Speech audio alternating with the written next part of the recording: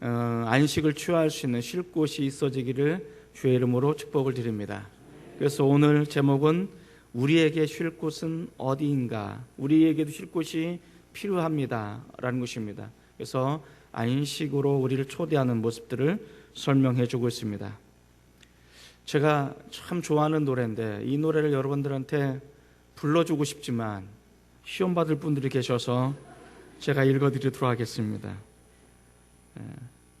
내 속엔 내가 너무도 많아 당신의 쉴 곳 없네. 내 속엔 헛된 바램들로 당신의 편히 쉴 곳 없네. 내 속엔 내가 어쩔 수 없는 어둠, 당신의 쉴 자리를 뺏고, 내 속엔 내가 이길 수 없는 슬픈 무성한 가시나무 숲 같네. 비바람만 불면 그 메마른 가지 서로 부대끼며 울어대고, 쉴 곳을 찾아 지쳐 날아온 어린 새들도 가시에 찔려 날아가고, 바람만 불면 외롭고 또 괴로워 슬픈 노래를 부르던 날이 많았다네. 내 속엔 내가 너무도 많아서 당신의 쉴 곳 없네. 무슨 노래인지 아시나요? 가시나무새라는 조성모 씨가 리메이크해서 불렀던 아주 오래된 찬송가는 아니고 세상 노래입니다. 이 노래는 신과 춘장이라는 하덕규 씨가 쓴 노래입니다. 지금 아마 굉장히 중요한 사역을 하고 있는 걸로 알고 있는데, 이 하덕규 씨가 이것을 예수님을 생각하면서 작사를 했던 노래라는 거 아십니까? 여기는 그렇게 이야기하면 내 속엔 내가 너무도 많아서 쉴 곳이 없습니다. 내 속엔 헛된 바람들로 당신이 편히 쉴 자리도 없습니다. 내 속엔 나도 어쩔 수 없는 어둠이 있고 당신이 쉬어야 만드는 그 자리를 빼앗습니다. 내 속엔 내가 이길 수 없는 슬픔만 가득한 가시나무 숲과 같습니다. 그러면서 이렇게 얘기합니다. 비바람이 불며 그 메마른 가지 서로 부대끼며 울어대고, 쉴 곳을 찾아 날아온 작은 새들이 가시에 찔려 날아갑니다. 그래서 나는 지독하게 외롭고 힘들고 쓸쓸하고 슬픈 상태에 놓여져 있습니다. 이게 납니다. 나는 어디에서도 쉴 곳을 찾을 수 없고, 심지어 다른 사람이 나에게 찾아와도 내 안에는 그가 쉴 만한 자리가 없는 철저하게 외롭고 쓸쓸한 슬픔의 상태를 나타내는 어떤 그런 시입니다. 그런데 여기서 우리에게 이야기해 주고자 하는 것은 그것입니다. 누군가에게 나에게 다가오면 내 안에는 마치 가시와 같은 것들이 있어서 이 가시를 찌름으로 인해서 상대방이 상처를 받고 나를 떠나가서 나는 영원히 쉴 곳이 없는 것 같은데, 어느 한 분이 나에게 다가오십니다. 내가 가시가 그를 찌르고 또 찌릅니다. 그는 가시에 찔리면서도 피를 흘리면서도 나를 포기하지 않고 더 나를 끌어안으시는 그분, 그것이 바로 예수님의 십자가의 사랑입니다. 십자가는 찔림의 상태입니다. 그가 찔리고 또 찔려도 나를 포기할 수 없다라고 말씀하시는 그것. 그래서 그분이 나에게 다가오실 때 나는 내가 가지고 있는 가시로 그분을 찌를 수밖에 없지만, 그분은 찔림을 당하면서도 불구하고 나를 포기하지 않고 나에게 다가오셔서 나를 여전히 끌어안으시고 나를 사랑하신다는 말씀하시는 그분, 이것이 바로 그 십자가 그늘 아래 내가 쉼을 누릴 수 있고 진정한 안식을 누릴 수 있음을 이야기해 주고 있는 아름다운 노래입니다. 좀 이걸 알고 나니까 좀 다르게 들려지지 않아요? 그러니까 이 노래를 예배 끝나고 꼭 한번 들어보시기 바랍니다. 목사가 찬송가는 들으지 않고 또 이상한 노래만 들으라고 한다고 뭐라고 하지 마시고, 이 부분을 통해서도 우리가 참 들려주는 메시지가 많습니다. 오늘 룻기를 통해서 우리는 3장을 살펴보고자 합니다. 3장은 안식이라는 주제가 남겨져 있습니다. 룻기는 4장으로 이루어진 아주 짧은 책입니다. 1장은 마라에 대한 이야기입니다.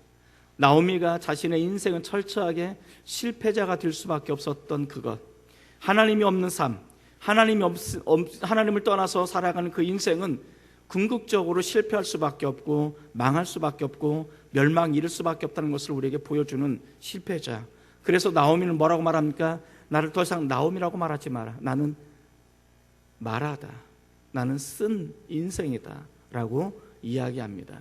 그래서 1장 어떻게 보면 자신의 뜻대로 살려고 했던 사람들, 하나님을 떠났던 사람들, 하나님 없이 살아가는 이 삶은 어떻게 보면 자신이 원하는 모습을 추구하는 삶을 살려고 몸부림을 쳤지만 결국은 실패하고 결국은 망할 수밖에 없고 결국은 파멸해 줄 수밖에 없는 것을 이야기해 주고 있는 모습입니다.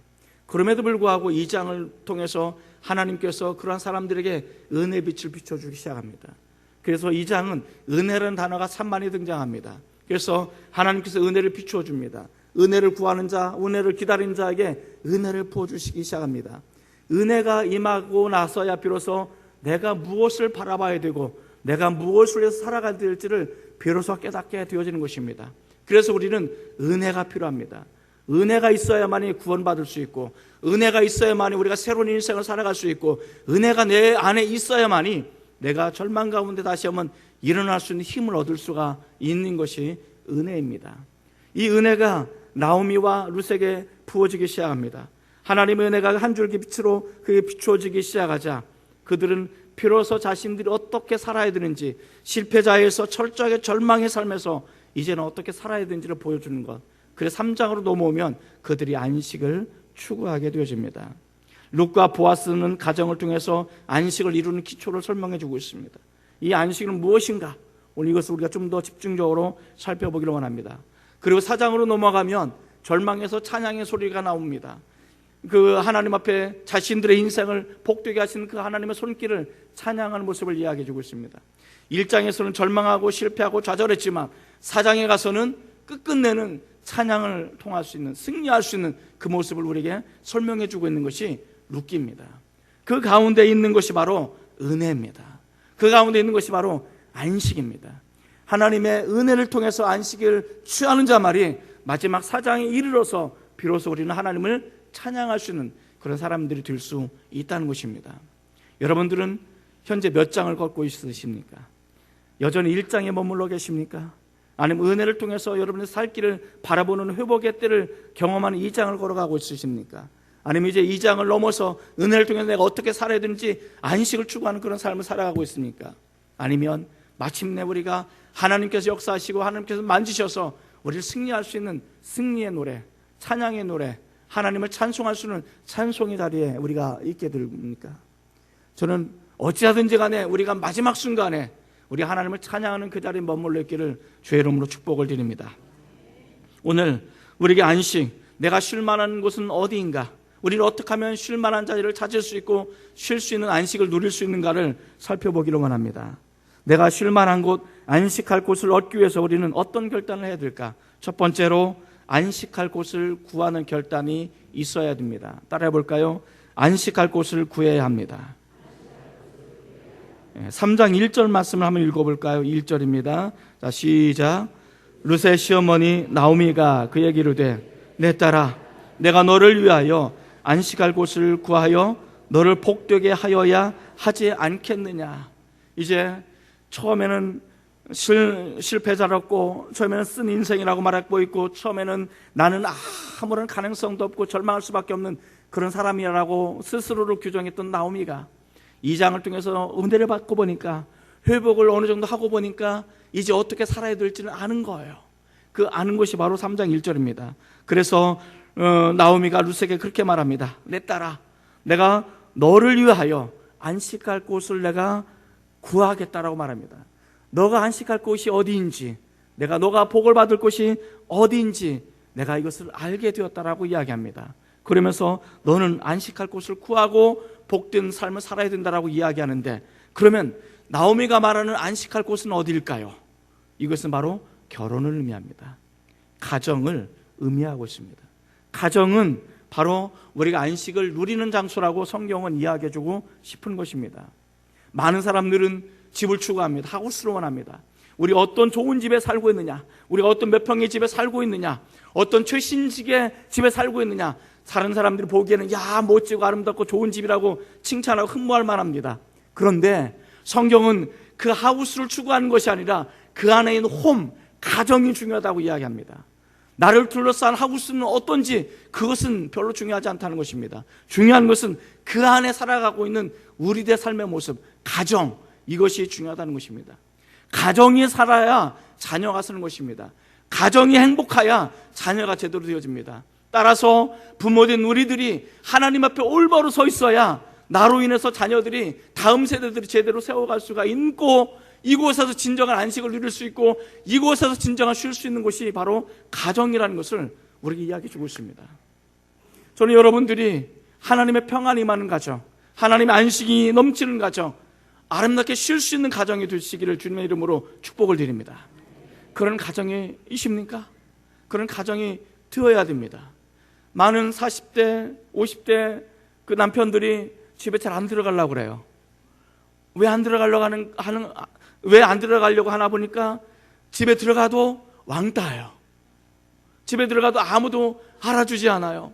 집에 들어와도 아내는 아내대로, 자식들은 자식대로, 뭔가 가만히 들어가 보면 아내하고 자식들은 뭔가 쿵쿵 딱 맞아가지고 잘 재밌게 노는데 내가 들어가면 그게 깨지는 거예요. 제 얘기 아니고 제가 지금 비유를 설명하고 있는 거예요. 목사님 가정 저렇게 이렇게 하면 안 돼요. 나 40, 50대 가정들이 들어가면 서야 될 자리를 잃어버리는 거예요. 있어야 될 자리를 잃어버리는 거예요. 그러니까 이 40, 50대 남편들이 겉도는 거예요. 그래서 안식할 곳을 찾기 위해서 가다가 이상한 데까지 가는 거예요. 누구 책임이에요? 누구 책임이에요? 가정을 세워나가야 되는 거예요. 가정에서 진정으로 안식을 누려야 되는 거예요. 그래서 가정이 회복되어야 됩니다. 부모가 회복되어지면 자녀가 회복되어집니다. 자녀가 회복되면 가정이 회복되어집니다. 가정이 회복되어지면 교회가 회복되어집니다. 교회가 회복되어지면 나라가 회복되어지는 것입니다. 우리는 그렇게 말합니다. 왜 이 나라가 이 모양 이 꼴이야? 누구 책임이에요? 내가 제대로 세워지지 않았기 때문에, 내가 기도하지 않았기 때문에. 우리 가정부터 어려웠고 우리 교회부터 어렵기 때문에 이 시대를 가슴에 끌어안고 이 나라 민족을 가슴에 끌어안고 기도해야 될 우리들이 기도하지 못하기 때문에 그런 거예요.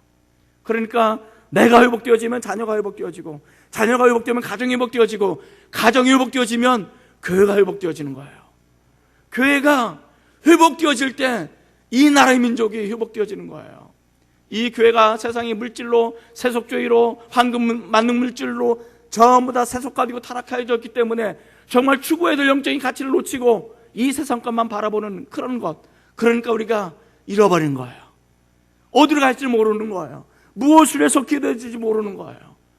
자, 그렇기 때문에 우리는 이제 기도해야 되는 거예요. 말씀 안에 거워야 되는 거예요. 여러분, 저는 작정의 밤 기도를 하기를 원합니다. 안 되겠더라고요. 나부터 기도가 필요하더라고요. 그래서 함께 기도했으면 좋겠습니다. 8시에 기도하면 언제 끝날지 몰라요. 여러분, 끝나는 시간은 끝나는 시간이에요. 정말 기도로 심고 기도로 응답받고 기도를 통해서 하나님 앞에 더 나가서는 저와 여러분 됐으면 좋겠습니다. 이 가정이야말로 그렇게 안식을 취할 수 있는, 쉼을 누릴 수 있는 장소이기 때문에 이 나오미가 룻을 향해서 말합니다. 너는 이제 안식을 구해야 된다.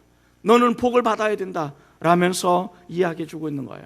그러면서 이 나오미가 룻이 바로 결혼을 하고 회복되어지기를 소망하는 것을 우리에게 이야기해 주고 있습니다.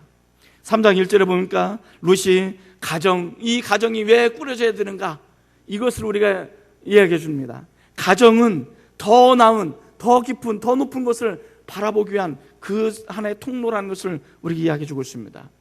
나오미가 룻이 가정을 꾸려야 되고 가정을 통해서 안식을 누려야 되는 것이 무엇인가, 이 진정한 안식은 어떤 것인가, 이것이 바로 회복입니다.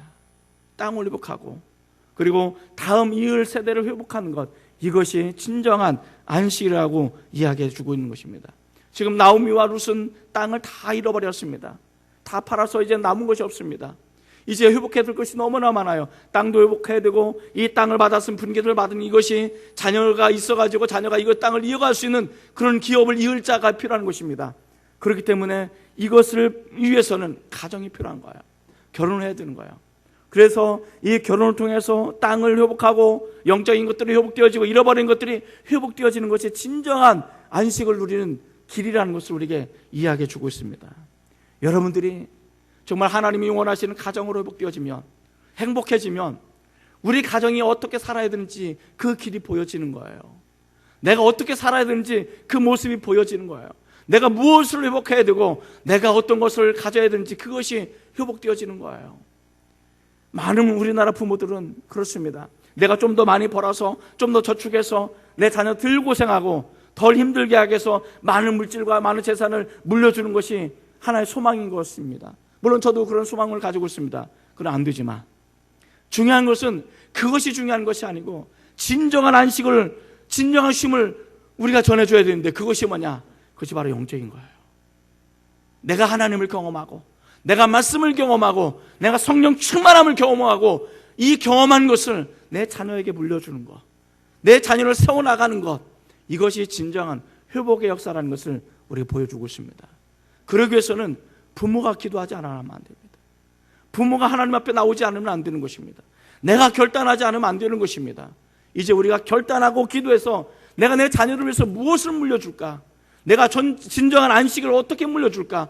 내가 회복되어진 것을 어떻게 물려줄 것인가? 이것을 고민하는 저와 여러분이 되셔야 되는 것입니다.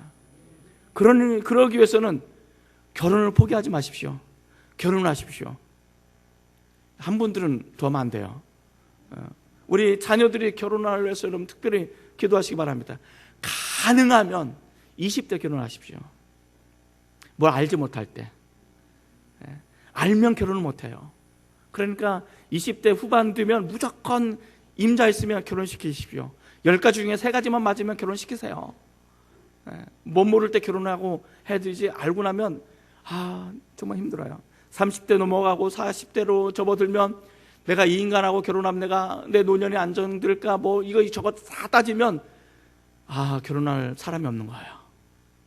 그러면 가정을 이룰 수 없는 거예요. 그러면 내가 가지고 있는 영적인 유산을 물려줄 사람이 없는 거예요. 사랑하는 성도 여러분, 결혼하시고 자녀를 생산하실 때 요즘 하나만 낳는데 최소한도 몇 명? 3명 낳기를 주의 이름으로 축복을 드립니다. 여러분들이 아멘하면 소용없어요. 이 대상자들이 아멘해야지. 그래서 요즘은 스무 잘 낳는데 더 낳으라고, 저는 3명까지 낳으라고. 낳으셔야 돼요. 낳을 때까지 낳으시기를 바랍니다. 아멘이 안 나와요. 어쨌든 이 가정이 회복되어야 진정한 안식을 누릴 수 있음을 우리에게 이야기해 주고 있습니다. 그래서 우리는 이것을 위해서 기도해야 된다. 두 번째, 내가 쉴 만한 곳, 안식할 곳을 얻기 위해서 우리는 어떤 결단을 해야 될까? 둘째로, 안식을 이룰 준비된 사람을 만나야 됩니다. 따라해 볼까요? 안식을 이룰 준비된 사람을 만나야 합니다. 이 준비된 사람이 누구냐? 2명 있어요. 2명. 하나는 누구냐면 보아스라는 사람이에요. 보아스. 또 한 사람은 누굴까요? 예수님이셔요. 이 두 분을 만나야 돼요. 보아스는 예수님의 모형이에요. 자, 그럼 이것을 좀 더 말씀을 통해서 살펴봅시다. 3장 2절입니다. 3장 2절. 자, 시작. 내가 함께하던 하녀들을 둔 보아스는 우리의 친족이 아니냐? 보라, 그가 오늘 밤에 타작마당에서 보리를 까불리라. 여기 보면 보아스는 우리의 친족이 아니냐? 왜 친족이라는 것은 왜 중요한가? 우리 좀 이따 살펴보겠습니다만은 기업 물을 자는 가장 가까운 친족이어야 합니다. 기업 물을 자가 무엇이냐? 기업 물을 자는 현재 나오미도 또 룻도 자녀를 생산할 수가 없는 거예요. 생산할 수 없으니까 땅도 회복할 수도 없고, 땅이 회복해봤자 이것을 물려줄 자녀가 없으면 아무런 의미가 없는 거예요. 아무런 소용이 없는 것입니다. 그렇기 때문에 가장 가까운 친족이 이것을 대신 물려줘야 되는 거예요. 이것이 기업 물을 자라는 것을 우리에게 이야기해 주고 있습니다. 자, 3장 12절 말씀 한번 읽어봅시다. 3장 12절. 자, 시작. 참으로 나는 기업 물을 자이나 기업 물을 자로서 나보다 더 가까운 사람이 있으니. 이 나오미가 룻을 통해서 기업 물을 사람을 물색해 봤어요. 그랬더니 보아스라는 인물이 또 와 있어요. 그래서 보아스를 향해서 이야기하는 것입니다. 그런데 보아스는 뭐라고 말하냐면 나보다 더 가까운 친족이 있다라고 이야기합니다. 그러면서 다음과 같이 말합니다. 13절. 자, 시작. 이 밤에 여기서 머무르라. 아침에 그가 기업 물을 자의 책임을 내가 이행하려 하면 좋으니 그가 그 기업 물을 자의 책임을 행할 것이니라. 만일 그가 기업 물을 자의 책임을 내게 이행하기를 기뻐하지 아니하면 여호와께서 살아계심을 두고 맹세하노니 내가 기업 물을 자의 책임을 내게 이행하리라. 아침까지 누워 있을지니라 하는지라. 자, 이 보아스가 뭐라고 말하냐면 나보다 더 가까운 기업 물을 자가 있는데 그가 기업 물겠다라고 하면 그를 통해서 기업을 미룰 것이고, 그가 나는 못하겠다라고 말하면 내가 얼마든지 기업 물을 것을 내가 해주겠다라고 이야기합니다. 자, 그러면 이 기업 물을 자는 어떤 사람이어야 하는가? 가장 가까운 친족이어야 됩니다. 그리고 이 기업 물을 자는 어떤 사람이어야 되는가? 능력이 있어야 됩니다. 유력한 사람이 됩니다. 그리고 또 하나는 자원하는 마음이 있어야 됩니다. 억지로 해서는 안 되는 것입니다. 자, 그러니까 이 기업을 물러주기 위해서는 어떤 일들이 일어나는지 잘 생각해 보시기 바랍니다. 자, 룻의 남편이 누굴까요? 어떤 사람 보아스 이렇게 말하는데 룻의 남편은 보아스가 아니에요. 아직은 누구예요? 기럝이라는 사람이에요. 기럝. 룻의 시아버지는 누구예요? 엘리멜렉이라는 사람이에요. 이 둘은 다 죽었어요. 그러니까 이 집안에는 대가 끊긴 집안이에요. 어쩔 수가 없는 거예요. 이럴 때는 유대의 어떤 관습법에 보면, 성경에 보면 그런 것이 있습니다. 가장 가까운 친족이 결혼을 해줘야 되는 거예요. 결혼을 해주면 어떤 일이 일어나면, 내가 땅을 팔았잖아요. 땅을 판 것을 어떻게 해요? 이 기업 물을 자가 결혼을 해줘서 땅을 사줘야 돼요. 땅을 사주고 또 결혼해서 자녀를 생산해야 되잖아요. 자녀를 생산하면 아들을 낳을 거 아니에요. 이 아들을 낳으면 이 아들이 보아스의 아들일까요? 기럝의 아들일까요? 누구의 아들이 될까요? 기럝의 아들이 되는 거예요. 이해가 되시나요? 그러니까 기업 물을 자는 권리가 하나도 없어요. 뭐만 있어요? 손해만 있어요. 희생만 있는 거예요. 땅을 살려면 많은 돈이 들어가야 되죠. 결혼해가지고 먹고 살 만한, 가정 꾸릴 만한 물질적인 그 지원을 해줘야 되죠. 그렇게 해서 생산 자녀는 내 것이 될 수가 없는 거예요. 누구가 되는 거예요? 기럝의 자녀가 되는 거예요. 엘리멜렉의 후손이 되는 거예요. 그러니까 이 기업 물을 사람은 철저하게 손해만 보고 희생만 하고, 그리고 아무 권리를 주장할 수 없는 거예요. 그러니까 자원하지 않으면 할 수가 없는 거예요. 이 보아스가 뭐라고 말하냐면, 내가 만약에 그 사람이 하지 않겠다면 내가 그렇게 자원해서 내가 기업 물을 자가 되어주겠다는 거예요. 내가 기꺼이 손해를 감수하고 내가 희생을 하겠다라고 이야기합니다. 내가 희생을 해서, 내가 손해를 감수해서 내가 손해를 보는 한이 있더라도, 내가 희생을 하는 이때도 당신이 이 기업 물을 자, 그리고 이 기업을 회복했으면 좋겠고, 땅을 회복했으면 좋겠고, 자녀가 회복되었으면 좋겠다라고 이 보아스가 말하는 거예요. 이것이 준비된 사람이에요. 이 보아스는 참 은혜가 되는 사람입니다. 우리가 지난 수요일 날 우리가 마태복음 13장 7가지 하나님 나라 비유를 살펴봤어요.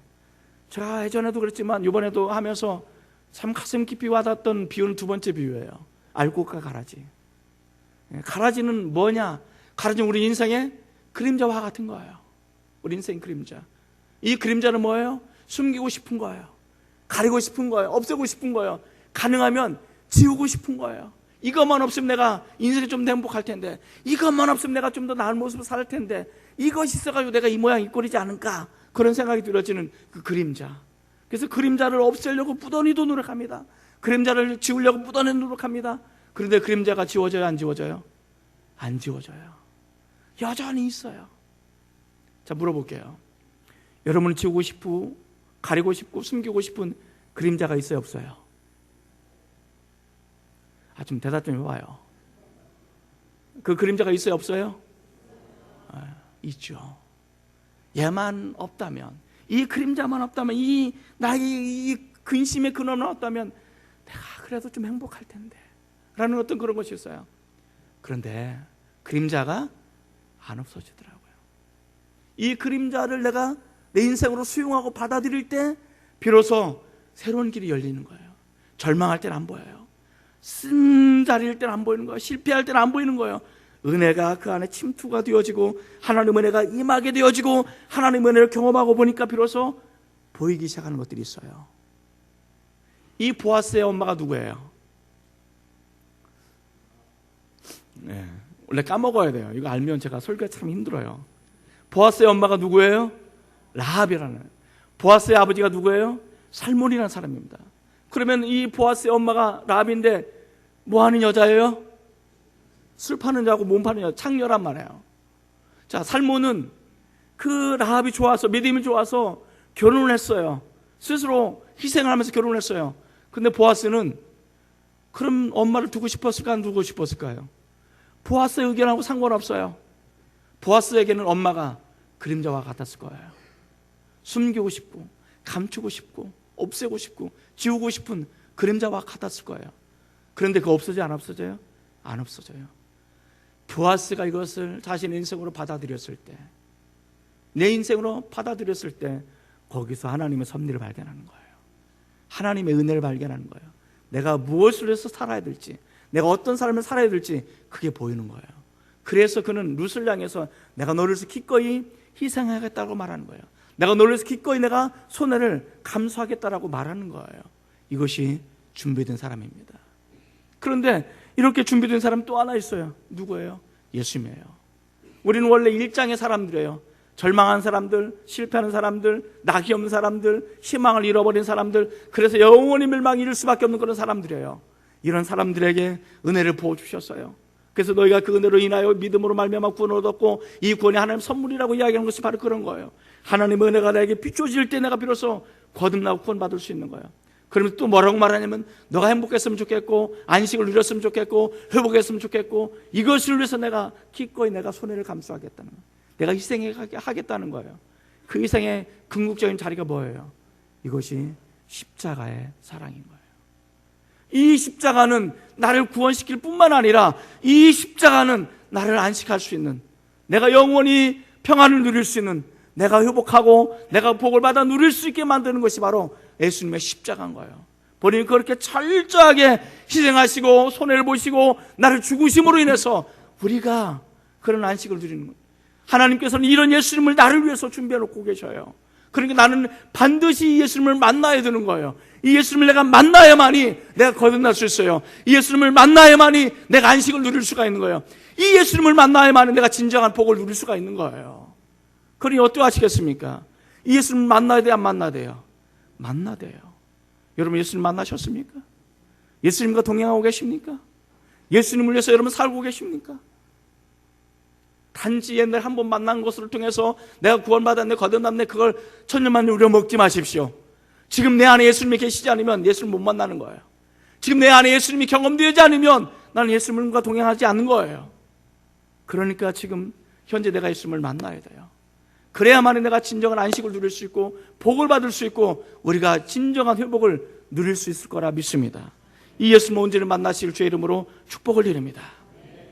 내가 쉴만한 곳, 안식할 곳을 얻기 위해서 우리는 어떤 결단을 해야 되는가? 세 번째, 순종의 결단을 내려야 됩니다. 따라 볼까요? 순종의 결단을 내려야 합니다.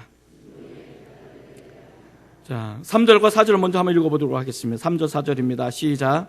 그런즉 너는 목욕하고 기름을 바르고 의복을 입고 타작마당에 내려가서 그 사람이 먹고 마시기를 다 하기까지는 그에게 보이지 말고 그가 누울 때 너는 그가 눕는 곳을 알았다가 들어가서 그의 발치 이불을 틀고 거기 누우라. 그가 내 할 일을 내게 알게 하리라 하니. 이게 어떤 내용인지 아시나요? 지금 시어머니가 며느리에게 뭐라고 말하냐면 너는 목욕을 하고 그리고 머리에 기름을 바르고 몸에 향수를 뿌리고 좋은 옷을 입고 있다가 이 보아스라는 사람이 타작마당에서 저녁을 다 먹고 마시기까지 기다렸다가 그가 잠자리로 들어가거든. 아무도 몰래 잠자리로 들어가서 이불 속으로 들어가서 뭐 하라는 거예요? 하라는 거예요. 자, 보면 야 어떻게 이 시어머니가 며느리에게 이런 얘기를 할 수 있을까? 어떻게 유익한 남자에게 동침하라고 그렇게 가르쳐 줄 수 있을까? 참 아이러니하잖아요. 자, 이 나오미를 깨달은 거예요. 아, 이 룻이 회복할 수 있는 유일한 길은 보아스구나. 보아스를 만나야 되는구나. 그 보아스를 만나기 위해서는 어떻게 해요? 도장을 찍어야 되겠구나. 그래서 인간적인 수단과 방법을 동원하는 거예요. 이게 나오미 한계예요. 이런 인간적인 수단 방법으로는 하나님의 뜻을 이룰 수가 없어요. 이 나오미는 절망했다가 하나님의 은혜를 받으니까 회복했다가 회복하고 보니까 뭔가 보이는 거예요. 아, 이게 하나님의 뜻을 깨달은 거예요. 하나님의 계획을 안 거예요. 그래서 중요한 것은 그 하나님의 계획과 뜻을 인간적인 수단 방법으로 이루려고 하는 거예요. 룻에게 목욕제게 하고 기름 바르고 향수 뿌리고 좋은 옷 입고 남몰래 들어가서 어떻게 동침하는 철저히 인간적인 수단 방법이에요. 그것으로는 어떤 역사도 일어나지 않아요. 그런 것으로는 기적이 일어나지 않아요. 자, 그럼에도 불구하고 하나님께서 오늘 이 룻이라는 여인을 통해서 우리에게 아름다운 것을 보여줍니다. 5절 말씀 한번 같이 읽어보겠습니다. 5절입니다. 시작. 룻이 시어머니에게 이르되 어머니의 말씀대로 내가 다 행하리다 하니라. 자, 여기 보면 룻이 어머니가 뭘 시키는지 알았어요. 알았는데 어떻게 해요? 아니, 시어머니가 며느리에게 어떻게 이런 것을 시킬 수 있어요? 어떻게 이 부정적인 것을 시킬 수 있고 어떻게 의가 남자하고 동침하라고 이렇게 말할 수가 있어요? 뭐 이렇게 따지고 싶을 마음도 있었을 법한데 뭐라고 말합니까? 내가 다 행하겠습니다라고 말합니다. 그러면서 6절은 이렇게 말합니다. 6절 시작. 그가 타작마당으로 내려가서 시어머니의 명령대로 다 하니라. 여기 보면 시어머니 명령대로 다 행했다라고 말합니다. 룻은 시어머니를 믿은 거예요. 나오미를 믿은 거예요. 그런데 나오미를 믿으면서 어떻게 해요? 엉투당투하는 그런 것을 이야기할 때 내가 다 순종하겠습니다라고 나가는 거예요. 하나님께서는 이 마음을 보신 거예요. 순종이 쉽다 어렵다? 자, 대답해 보세요. 순종이 쉽다 어렵다? 잘 알죠. 순종을 하면 쉽고 안 하면 어려운 거예요. 자, 그러니까 우리는 순종할 때 따지는 것이 너무나 많아요. 그런데 오늘 나오미의 그 룻을 보면 순종할 때 어떻게 해요? 따지지도 않고 묻지도 않고 일단 순종하고 보는 거예요. 그게 아름다운 순종이에요. 따라해 볼까요? 따지지도 말고 묻지도 말고 순종하자. 내가 순종하지 못할 수많은 조건들을 우리는 쓸 수 있어요. 이것 때문에 안 되고 저것 때문에 안 되고 요것 때문에 안 되고 나는 이래서 순종할 수 없어요. 합당한 말이에요. 맞아요. 순종 못하죠. 자, 그런데 룻은 그런 거 따지지 않았어요. 어머니를 믿었어요. 믿고 정말 말도 안 되는 것이지만 그래도 일단 순종하는 거예요. 이 순종할 때 이 순종이 뭐냐면 하나님 역사를 불러오는 거예요. 하나님의 능력을 경험하게 되어지는 거예요. 하나님의 기적을 경험하게 되어지는 것입니다. 나오미의 인간적인 수단 방법으로는 하나님의 역사를 만들어낼 수 없습니다. 인간적인 수단 방법은 아무것도 만들어낼 수 없습니다. 순종하지 않으면 어떤 역사도 일어나지 않습니다. 순종하지 않으면 어떤 일도 일어나지 않습니다. 내가 마음만 먹었다고 해서 저절로 일어나는 것이 아닙니다. 내가 생각했다고 해서 생각하는 것이 저절로 막 일어나는 것이 아닙니다. 중요한 것은 내가 마음을 먹고 생각했던 것, 하나님 나에게 비추어준 그것을 내가 가슴에 품고 내가 한 걸음 나가게 될 때, 믿고 나가게 되어질 때 이때 역사가 일어나는 거예요. 믿고 한 걸음을 나가게 될 때 요단강이 갈라지기 시작했어요. 이것이 순종의 역사인 것입니다. 순종이라는 것은 그와 같은 역사를 나타내는 것입니다. 순종하지 않으면 어떤 일도 일어나지 않아요. 그러나 순종하면 역사가 일어날 줄 믿습니다. 순종하면 큰 역사가 나타날 줄 믿습니다. 저는 여러분들이 순종하시길 바랍니다. 순종하시기를 바랍니다. 그리고 큰 역사를 경험하시길 바랍니다. 저는 아까도 말씀드렸습니다마는 우리 1월 첫째 주 작정의 밤 기도를 꼭 참석해 주셨으면 좋겠습니다. 우리 함께 모여서 정말 기도하십시다. 이제는 기도밖에 없어요. 기도밖에 다른 방법이 없어요. 우리가 정말 기도함으로 우리가 말씀 안에 거하고 성령 안에 거하고 내가 기도함으로 순종 안에 거하게 될 때 그 안에서 역사가 일어나기 시작하는 거예요. 그 안에서 우리는 하나님을 만날 수 있는 거예요. 그 안에서 하나님과 깊은 관계를 맺을 수가 있는 거예요. 이것이 우리 하나님을 믿는 거예요. 이것이 하나님의 역사가 나타나는 거예요. 저는 오늘 이 순종함으로 인해서 기도함으로 인해서 아름다운 역사, 하나님 놀라운 축복의 역사가 저 여러분 가운데 온전히 나타나기를 주님의 이름으로 축복을 드립니다. 기도하십시다.